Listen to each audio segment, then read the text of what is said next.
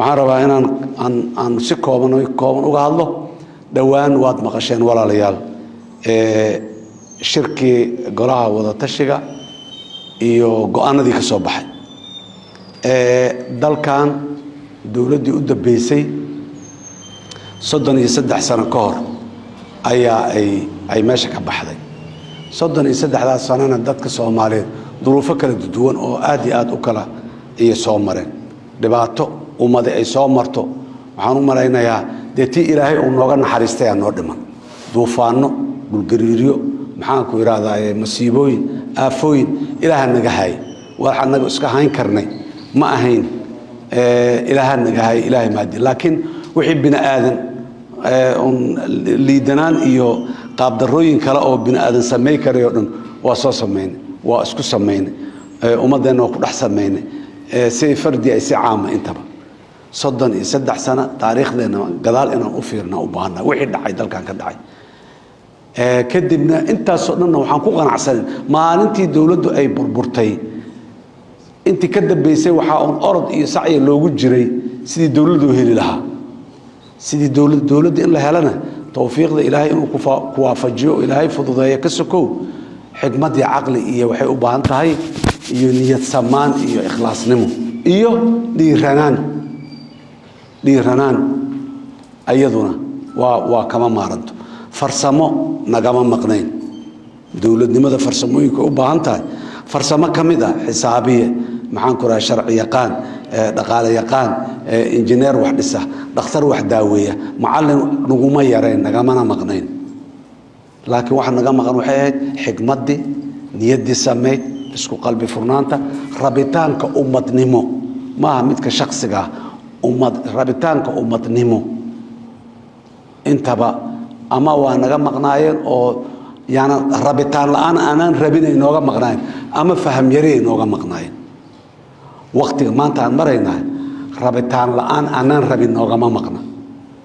meelaha qaarkood faham yari ayay nooga maqan yihiin fahamkiina dadka dhamme hal subax inay wax isla wada fahmaan sunnada nolosha ka mid maaha fahamka in baa ilaahay ku bilaaba intaas ayaana sabab u noqota inta kalena inay la fahmaan oo alla isla qaata markii ay dadka u gudbiyaan waxa ay fahmeen oo ay arkeen oo ay samaadeen aad iyo aad ayaa waxaan loogu soo sheegay sheekhu khayr allah siya iyo aan horena u naqiinay dawladnimadu iyo ususta ama tiirarka ay ku taagan tahay dangaar inayna ahayn meel aan isla geli karin laakiin waxay hal meel isku la geli karaanoo danta caamka marka la helo tii gaarkeed markaasi ka dhex fulaysaa laakiin dantii caamkeed ayadoo ay maqan tahay mid gaara ma heli karno ma imaanayso laakiin danta caamka magaan u istaagnoon kaano midda gaarka ahayd way ka soo dhex baxaysaa wayna imaanaysaa sidaas daraaddeed 33 sano kadib ama 23 sano kadib dawladda jamhuuriyadda saddexaad ee maanta taagan 23 sano kadib meesha inay sii joogtahay sax ma aha 23 sano طبعا ما ننفع فدين وانا ددالينا وانا اردينا وانا سعنay horumarna waa sameeynayna laakiin waxaan qabaa rag badan ila qabaan dadkeena kamida 23 sano wixii aan ku qaban karnay kumaanaan qaban shaqadii aan ku qaban karnay 23 sano kumaanaan qaban marka inaan meeshii sii joogno oon ku wehsano oon ku caajisno oo aan ka cabsano inaan dhaqaaqno xoogaa markaas waxay dib ugu noqonay dadnimadeena dad fiican ayaana nahay Soomaalidu waa dad fiican waa dad xigmad leh waa dad aqli badan waa dad dhiiran waa dad maxaan ku iraahdaa ilaahay uu nimco adduunyo wixii ummada ay heli lahayd oo siiyo waa inaan dhiiranaa naga maqan inaan dhiiranada ummadda inta hogaamiyaasha oo soo istaagto oo hadda jamhuuriyadda Soomaaliya aniga madaxweynaha waa laga bilaabo ilaa meesha ugu hooseysa laga gaaro nabadoon ku jiro oo sheekh ku jiro nin kasta oo dad intay doonaan la ekaadaan ay dhageysanayaan waa hogaamiye intay doonaan la ekaadaan inta ayba dad bini aadana oo Soomaaliya ay ku dhageysanayaan hogaamiye tahay mas'uuliyadda hogaaminimada waa kugu dhacay darajooyin kala duwan ha kugu la dhacdo haday doonto sidaas daraadeed inta inay dhiirata la rabo horta waa inta inay ummadda hogaamisa rabta ayadu waa rabnaa hogaanka madaxweynenimaan soo doonanay ra'iisul wasaarenimaan soo doonanay guddoon baarlamaanaan soo doonanay baarlamaanka inaan xubno ka noqonaan doonanay wasiiraan doonanay kala duwan gudoomiyaal gobol iyo gudoomiye degmo iyo duq magaalo iyo kasii hoos u sii dejiyaan doonanay reerka dhaxdiisaan intaan istaagnaan dhaanay reerka anaa nabadoon u noqonayo odaga reerka anaa noqonayo hallaygu caana shubo ugaas anaa ah suldaan anaa ah garaad anaa ah waa doonanay waxay ilaahay nagulama soo degin waana nala siiyey intiina siisay oo noo ogolaatay yaa mas-uuliyadoodana saaran tahay marka waxaan rabnaa dadka hogaanka u awaaya waxa dhiirashada laga rabo dadka dhan ma ah dadku markay dhiiradaan iyo waxa ay ku dhiira karaan walaxanan lagu hogaaminin dadku kuma dhiiradaan qof kaligiis waa dhiira karaayo ficil waa iska sameyn karaayo qof waa dili karaayo deeqsi waa noqon karaayo wixiis waa ku takrifali karaa laakiin qof waxa uu sameyn karaayo waa yartahay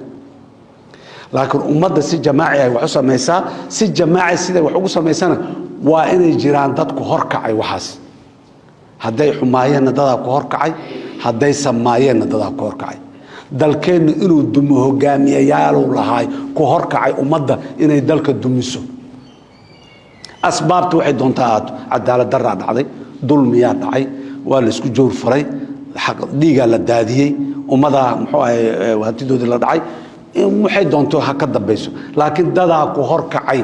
dowladda inay dunto dadku inay isdilaan magaaladu dunto wuxuu baaba'aan niyad xataa san hadday ka ahay wax sax hadduu islahay haddee waa uun siday noqotay qadarta rabbina waa ku jirtay maanta marka maxaa dhiman ma dhismaayo dalku dowladnimadana ma imaanayso haddaan dadku horkaca haddana aanan la helin laa yugayiru maa biqowmin xataa yugayiru maa bianfusihim waa sidaasoo dowlad iyo nidaam iyo annagoo haysanay annagaa isbeddel doonanay burbur dagaal sokeeya kala carar annagaa go'aansanay maantana inaan ka baxno sharaf iyo karaamad iyo heybad yeelanno annagaa haddana go'aansanayno annagaa nalaga rabaa waajibna saaran yahay wax san haddaan u dhaqaaqnana waa la hubaa ilaahay waa nugu kaalmayna waa nugu garb istaaga waa noo fududayna oo hadda sida la sheegayay wax san marka la sameeyo nimcada ilaahay si u degayso sheekh waatuu noo sheegay wax xun marka la sameeyana naxariista ilaahay nimcada ilaahay sida u yaraanaysa haddana waa naloo sheegay ayadana war haddii wixii aan ognahay oo maalin walba naloo sheegay annaan suubinayn sow annagu wax aan cillad aan leenahay iyo ducfi aan leenahay sow maaha walaalayaal aniga oo madaxweynaha jamhuuriyadda ah nimanka kale ee maxaan ku rahay hoose ee loo doortay ayaguna inay noqdaan dowlad goboleedyada waa shirnay shirki lixaadaan shirnay muddada sanadkaa aan talada joognay maalin walba meelaan keennay dowladnimadu horena waa weyn waa ku celcelinayaa dowladnimadu sideedaba waa qaanuun qaanuunkuna waa heshiis bulsho wixii bulshadu ku heshiisa waay waxaan ku heshiino amuuraheennu aansaan u maamulanno aansaan u dhaqanno wixii aan ku heshiina ayaa noo ah ahlu makka adraa soo ma dhihin rasuulka calayh isalaatu wasalaam war hala weydiiyo ayagaa yaqaano shu-uuntooda iyo sida ay u xallisanayaan iyo meeshay ka marayaan shu-uunteenna annagaa naqaano lianna sunnaday ka mid tahay dadka dunida ku nool isku wada duruufo maaha isku degaan ma aha isku maxaanku idhahdaa ma aha marka kuwo walba waa in ay waxooda u gaarka marka annagu waxayna u gaarka ahay berigaan odayaal iyo akhyaar iyo dad wakiila naga ah yaana ka taliyey oo waxaa la yidhi waxaan leenahay dastuurkaas ku meel gaarka ah dastuurkii wixii lagu heshiiye waay hadduu cillada ka soo baxeen intaan isku nimaado aan iska bedelna inaan dhahnaan rabnaa waxaan ku heshiinay dastuurkan aan horu marin waa kumeelgaarnimada ha laga bixiyo haddii aan asagaan haysanaay waa ku dheganaanaynaayo meesheenaan joogaynaa aan dhaanno aaway ballantii ahayde waa kumeelgaarnimada ha laga bixiyo dowladdeennu kumeelgaar ma ah laakiin dastuurkeenna ku dhaqankiisa iyo nidaamkii waa kumeelgaarnimada aan ka saarnana waa ku heshiinay sidaan uga saarayna marka haddaanan ku dhiira karin oo danta ummadda annagoo ka fiirinayna waxaan rabaa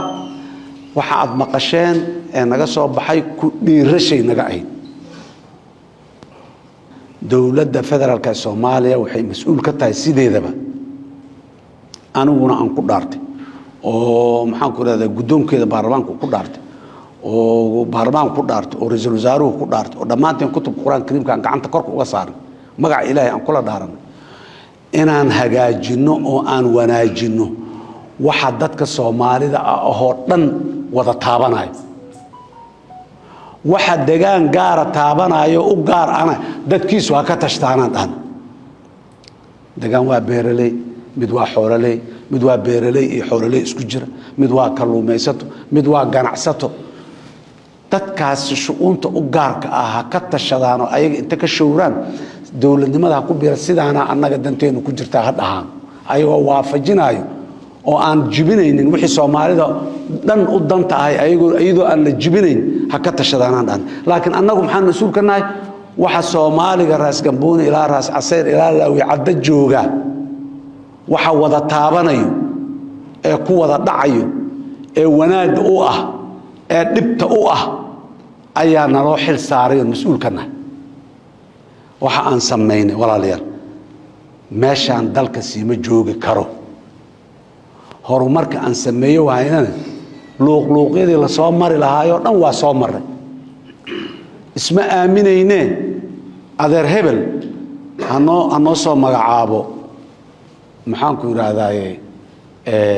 qofka mas'uulka noo noqonayo xildhibaanka noo noqonayo oo madaxweynaha noo dooranayo oo guddoonka baarlamaanka noo dooranayo oo ra'iisul wasaaraha noo ansixinayo oo xukuumadda iyo barnaamijkeeda noo meel marinayo adeer hebel ha noo soo magacaabaan dhahan waa ku soo caana maalay waa soo marnay warseen yeelnaa sidan si ma ahane yaan dhahnay waa suuraan hore u soconna meeshaan meel lagu sii nagaado kuma taal waa soconay waxaan war walba fursad yar aan bixinno oo adeer hebel kaligiis taladu yaanay ahaanin reerka dhexdiisa dad yar oo wakiil ah oo la soo diray reerka dhexdiisa xataa bal go'aan ka soo gaaraan konton iyo koow qofoodan geen waa ku soo caana maalna ayadana oo institutions ee adii dowladda oo noogu soo dhismeen muddaa ka soo wareegtay nidaamkii waa duruuftu waxay doontaa aata waa la bedeli waayo waxa nambarkii reerka dhexdiisa ah la kordhiyo meeshii uu ka ahaa konton iyo koow boqol iyo koow ha laga dhigo maantaan ku joognaa adeer hebel markuu magacaabayay xildhibaankana ma cilad la'ayn konton iyo kowda maalintay ahaydna ma cilad la'ayn boqol iyo koow markii laga dhigayna ma cilad la'a sideedaba tala bini aadamku waa daciif taladiisu mar walba meel unbay ay ka leedahay ducfi uga jira laakiin waa isdhaantaa midba mid ay dhaantaa maanta waxaan joognaa meeshii mi haddana ku nagaanaayo reerkii muxuu ahay boqol iyo koow meeshay ka ahayd 203 aan ka dhigna maan dhahnaa mantiq maaha sax ma ah dad Soomaaliyeed oo isu tagay dooday isku caqli darsaday yiri dalkan amni saan ugu helnaa sidaan dalkan cadaalad saan ugu helnaa sidaan dalkan dhaqaalihiisa saan wax uga bedelnaa si qoyska Soomaaliga ah oo nolol karaamo leh ugu noolaado waa sidaan dalkan deganaanshiyo iyo maxaan ku raad istiqraar soo u helaa waa sidaan inta dhihi karto waaye inta ay ummadda inay soo hor kacdo ay soo hor istaagto hor u wada la rabo maanta iyo bariba maanta maaha waxaan ka hadlayno mustaqbalan ka hadlaynaa iyo bari fog maanta waa tashanay wixii aan ku tashanaan haysana waa ku dul shaqaynaynaa bari qurxoon si aan u helno qaraaradii siyaasadeed aan gaarnay aniga haddii la ii daayo talada oo la yiraahdo haye indhaha inta isku qabsano odaga asigaan garabka gacanta ka saaranay bas waa daba soconnaa qar iyo doon meeshuu nagala dhacee qar iyo doonkay ku dhammaanay haye seeyelna aan tashanno waan naqaana waa soo dhihi jirnay maxaa ka soo bixi jiray looma dhamma adigu kaalay dadka Soomaaliyeed oo dhan hal hool isugu keen oo tala dhaxdhig 20 milyan oo Soomaaliyeed meel isugu keen ma dhacayso labaatan iyo iska dhaafay kun qofood ama talada qaarkood 10 qofood xitaa inaa meel isugu keentaa ku adkaa laakiin maxaa dhici karo suuqda nidaam lagu heshiiyo liira taladu nidaamkaasay maray dadka meeshaas jooga go'aankeeda gaara dadka noocaas ah ka tashana laakiin qof kasta haduu yiraahdo aniga leeyma tixgelin leeyma tashan ma ogeyn looma dhamayn wajiga aan leenahay dawladnimadeenu ay leedahay ayay noo yeeshay waxaan rabnaa adduunyadu dawladay leedahay Afrika meel liiraan ku naalnaa 54 dawladood ku taal sideenan wax u nool waa yariin dad ahaan waa noolna dadka ugu fiicanana dawlad ahaan laakiin sida u naalna ma jirto inaan ka baxnaan rabnaa oo dadka banaankaas ku daanshoonayo aan ka mid noqono dawlad macna la aan yeelano dad macna lahaanahay dawlad macna la inaan yeelana noo dhiman dawladii macnaha leed anagu sidaas aan u aragnay dadka Soomaaliyeed loo celiyo awoodda hal weydiyo in الحكم يعني إلها إسكال حكم كي أوده مقوشن قرينا تاس مال نودقة لكن إلهي وحير تشدى أو مقا تشتان قآن قارة وشاورهم في الأمر فإذا عزمت فتوكل على الله يعني إن تشنوا واجب دلك حزبية الله سمينا دلك ضدك الصومالية هذا لو علنا هي ياد بدأ حديث قدتين علي جامع عاشو يا بدعاده سوق كان سديه يا بدعاديس كula fiicanta hod gadanay dadka la dhaha hadii badacad xun ay gataan hada ayaga is eegay waa inay season ka dabo badacad fiican ay soo baxdo suuqa la keeno badarka la tacbay soo bixi doono inay sugaan badacadooda xun ay iska haystaan waqti loo yeer laakiin dadka Soomaaliyeed talada ayaga loo celinaa waxayna ku tashanayaan codkooda inay sanduuq ku ridaan aniga ra'yiga caliyaan qabaa inuu dawladda lagu wado aniga maya ra'yiga maxamedaan qabaa dawladda inuu wado aniga maya ra'yiga caasho iyo ra'yiga caablaan qabaa in dawladda lagu wado dadka Soomaaliyeed fursadaas la siiyo ha soo dhacdaano maalinta daba ayagoo taagan oo socdo ordaayo isku toosan dood i dacwo ka jiraan waa qodob nidaamka xisbiyada waay fursadaas doorashada bixinayso si kale loo soo dooran karo malaha konton iyo 1 waa isu soo dooranay 101 waa isu soo dooranay ma keen weys cilada ay leedahay maxay tahay konton iyo 1 101 waa wada ognahay kulligeed waa la manipulate gareynaa waa la maareynaa waa la karinaay ragaa kitchenka inta geliyo soo kariyo yaa ayadoo karsan dadka u keenaya la konton iyo 1 waa tan sidaanay tiri ama 101 sidaanay tiri laakiin ummadda Soomaaliyeed marka la dhaxdhigo 2 milyan oo qof 3 milyan oo qof meel ka codaysa qof kari karta male lama kari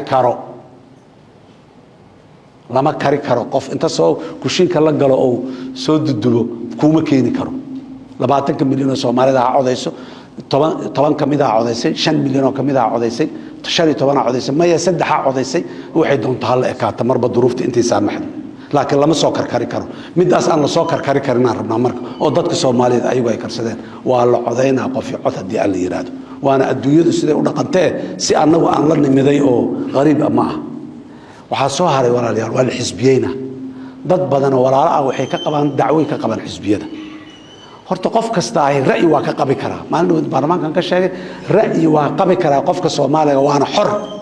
lagu ma eedeyn karo lagu ma cambaaray karo lagu ma waxayn karo intaba qofka aniga waxay ila tahay ra'yigaygu waa sidaan u dhahayo inta aanu qoray sidanuuna qof dilayn inta aanu qof qarxinayn inta aanu fidna inta abaabulo dadku inay barakacaan inay isdilaan aanu ka talinayn ee uu leeyahay aniga ra'yigan saxda ahaan qaba oo ila quman oo qof hor istaagi karta malaha lamana hadli karo lamana su'aali karo lama question garay karo laakiin fitno meesha kuma jirto in laga taliyo oo aakhirka dambe keenayso war aakhirka dambe keenay dadku inay isdilaan iyo ummadda inay kala qaybsanto iyo in la kala durko iyo in hore loo soo waayo oo gondaha la isqabto meesha kuma jirto aan rabaa marka xisbiyada taariikhiyan aan leenahay dadka meeshaan fadhiya dhalinyarada in badan oo kamid ah inaanay u soo goob joogina laga yaabo amaani soo arag laakiin inteena cimriga Ilaahay si waxaan soo joognay dalkaanu xisbiyo badan loo isdoorana waxaan soo joognay ayadoo 80 iyo dhowr xisbi la sameeyay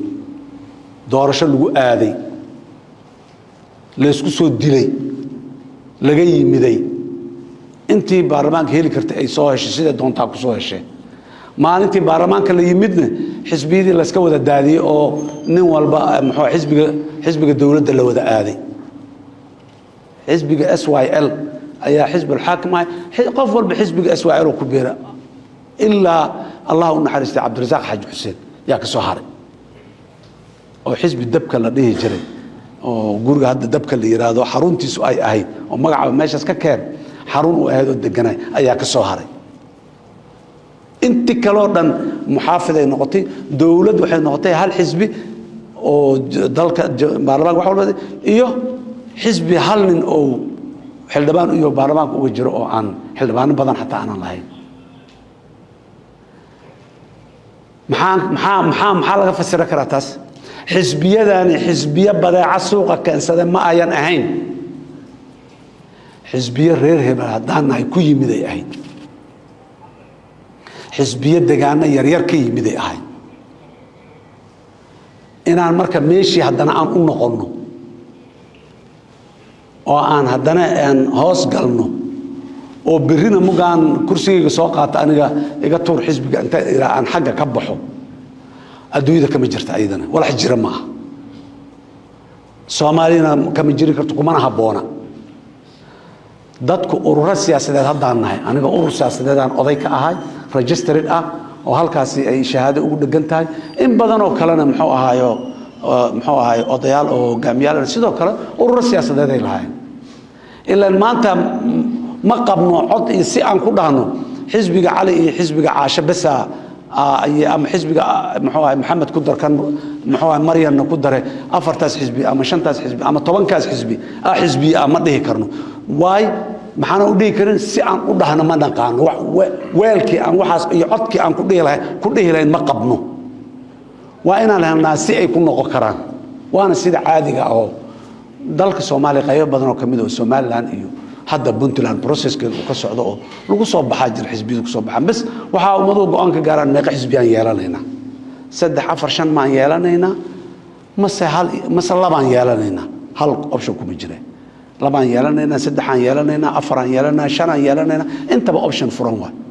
in iska daba furaato oo intii la doonaan yeelanayna la yiraahdo bas aan furnayn maxaan aan marka aan isu niray laba xisbi dalku ha yeesho ra'yiga maxaan u keenay wax qarsoon ma waa rabaan dadka inaan u sheego oo ogaadaan on looga munaafaqayn waa doodnay doodu ma yareyn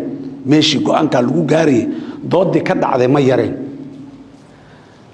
waxaan ku doodnay annagu duruufaha naga maanta aan joogno marka aan fiirino deganaanshiyan u baahannahay 1960kii ilaa maanta oo xukuumaddii hadda aan waa joognaa tii naga horeysay oo muxuu ahay madaxweyne Maxamed Cabdullaahi Farmaajo laga soo gaaro dalku ra'iisul wasaare iyo wuxuu lahaay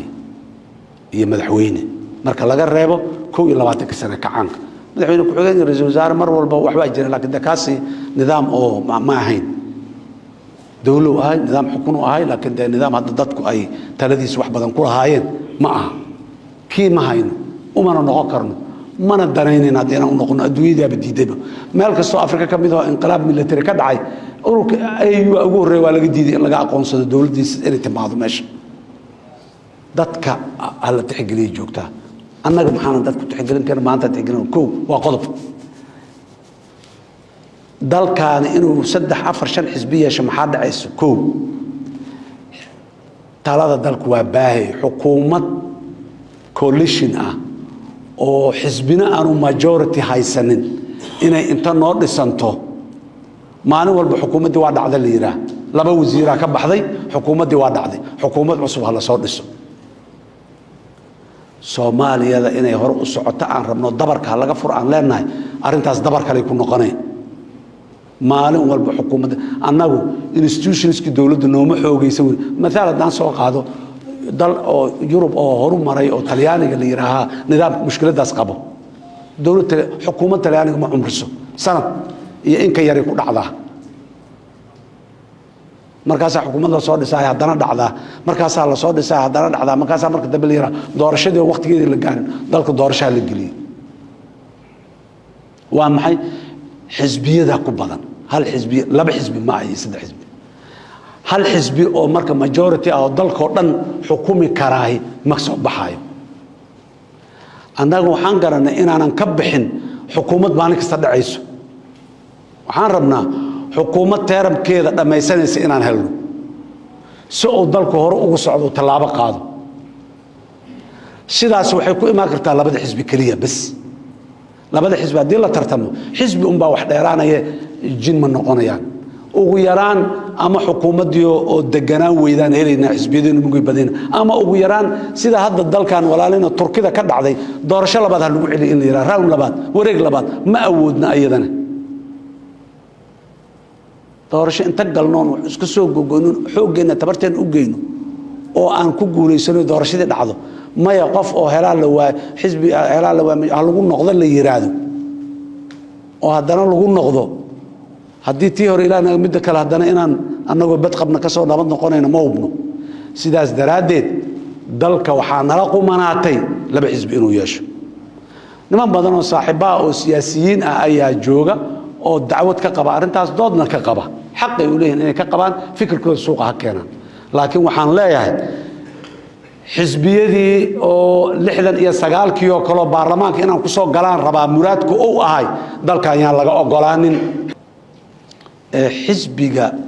ajandihiisu sidaa yahay ee dalka taladiisa inuu sidaa yeelan raba ee dadka Soomaaliyeed inta soo hordhiga ay dadka Soomaaliyeed ugu badan ku qancaan codka ha helo teeramkaas la isla cayimayna dawladnimada ha wado teeramka dambana haddii laga badacad fiicnaadana haddii uu badacad fiicnaadana waa loogu celinaa maxaa jiro deganaanshiyan u baahannahay nimanyaha deganaansho dastuurka haddaan dib u eegis lagu wadaa dib u eegistu waa maxay wixii noo shaqeey waayey iyo wixii na anfici waayey inaan iska bedelno wixii ka maqnaay oo aan ku jirin inaan ku soo darno wixii inay caqabad lagu yihiin aan soo aragna inaan ka bixinno iska dhaafnaba ka guurno dastuurka macnihiisa oo dib u eegis lagu sameeyo dastuurka la leeyahay 12 sano 2012 ilaa hadda 11 sano aan u daba joogna waa intaas xikmadda ka dambaysa ilaahay idinkiis asagana hadda waa soo gabagabeynayna muddo kooban haddii alla yidhaah soo dhammaystiran oo nuqul aan dadka Soomaaliyeed soo hordhigaynaa iyo hay-adahooda hadday ogolaadaan waa alxamdulilah hadday wax ka bedelaan waxay ka bedelaana ka bedelan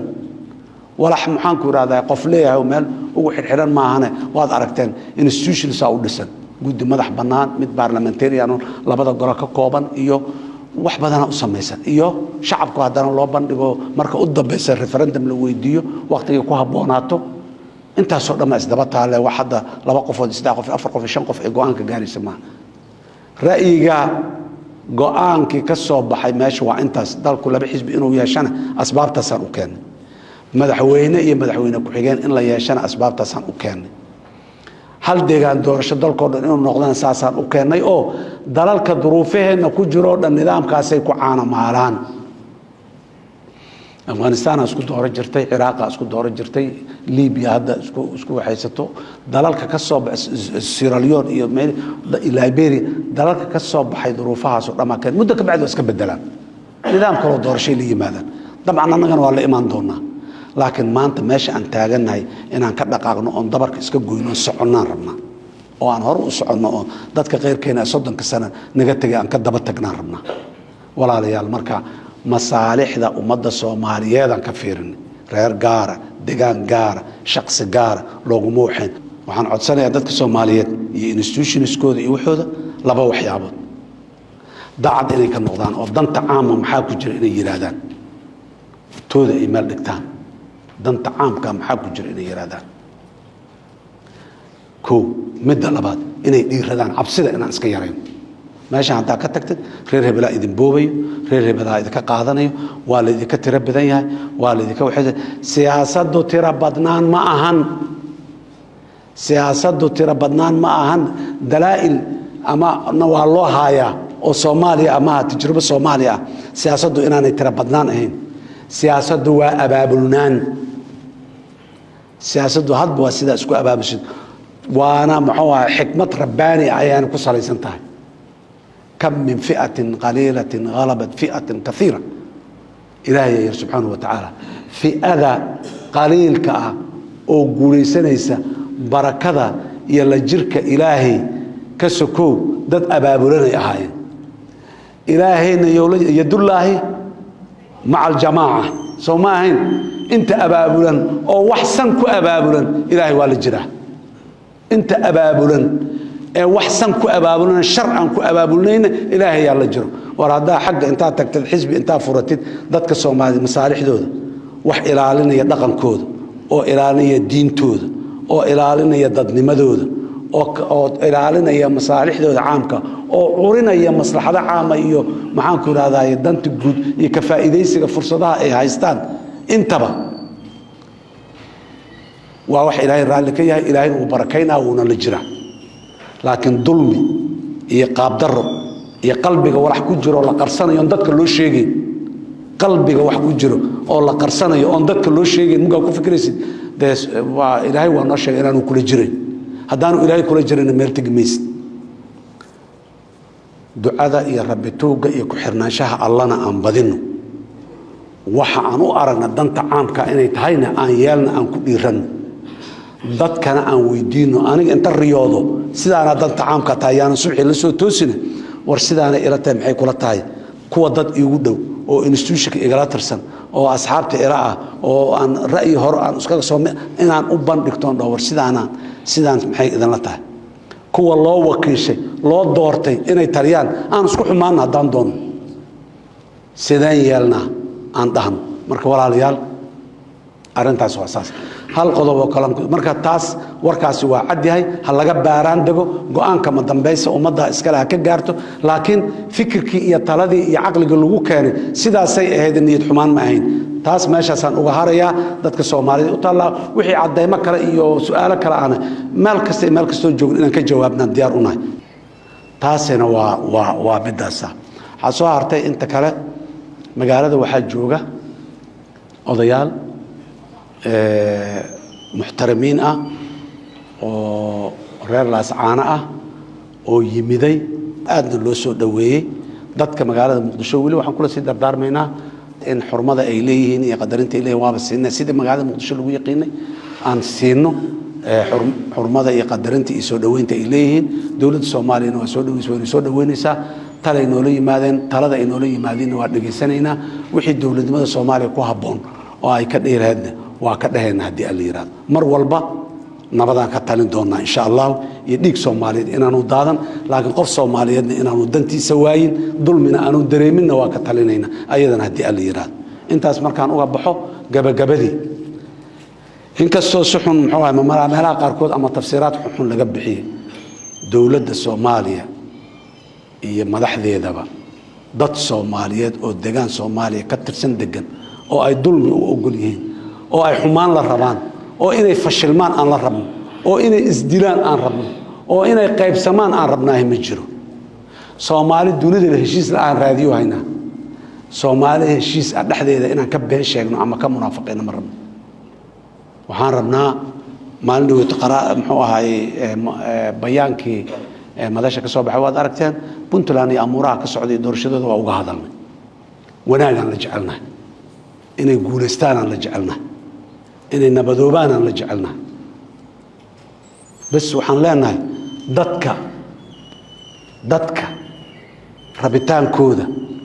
iyo dareenkooda hala tixgeliyo